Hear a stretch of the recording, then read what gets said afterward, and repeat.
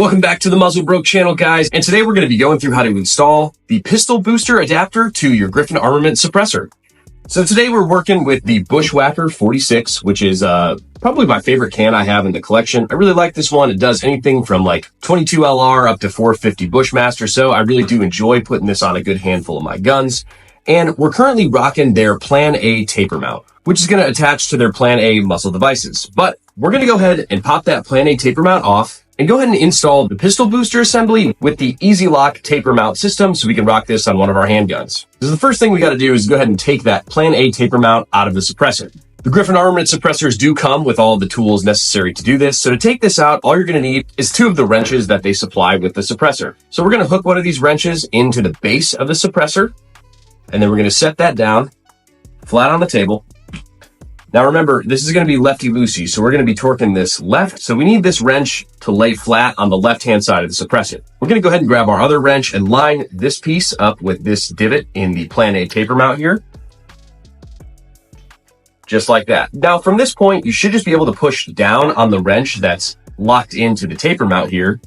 And the table should kind of brace the base of the suppressor so that it doesn't move. So we're going to go ahead and apply some force down, and that should break. There we are. Okay. So once you go ahead and break that initial seal, you should just be able to twist this off lefty-loosey.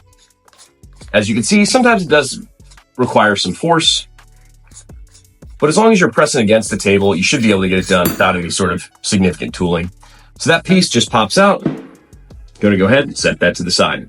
So now what we're going to do is we're going to go ahead and screw in our pistol booster assembly into the host suppressor. Before we do that, I usually do like to grab a rag and just kind of wipe these threads to kind of keep them as clean as I can. As you can see, that is some grime in there. I'll usually go ahead and wipe the threads on the booster or whatever the heck else I'm putting in there just to keep everything as clean as I can. Would kind of suck to eat those threads up and have to buy another piece. Okay, so we'll go ahead and screw this in righty-tighty.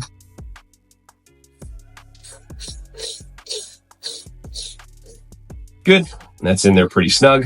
So now what we have to do is just tighten that pistol booster assembly onto the host suppressor. So we're going to grab one of our wrenches here, find a divot in the Bushwacker host, and set that down like this. Now this time we're going to tighten this righty-tighty, so this long end of the wrench needs to be able to brace on the right side of the suppressor on the table. Now we're going to go ahead and grab our wrench that fits the pistol booster assembly here, and that is also included with the suppressor. Slide that in the hole, and we're going to try and tighten this down righty-tighty. Now in my experience, you don't have to give too much of a crazy force to this. As you can see, I probably tightened that other mount a little bit too tight, but just enough to where it's going to be nice and snug in there, and I'm pretty happy with that.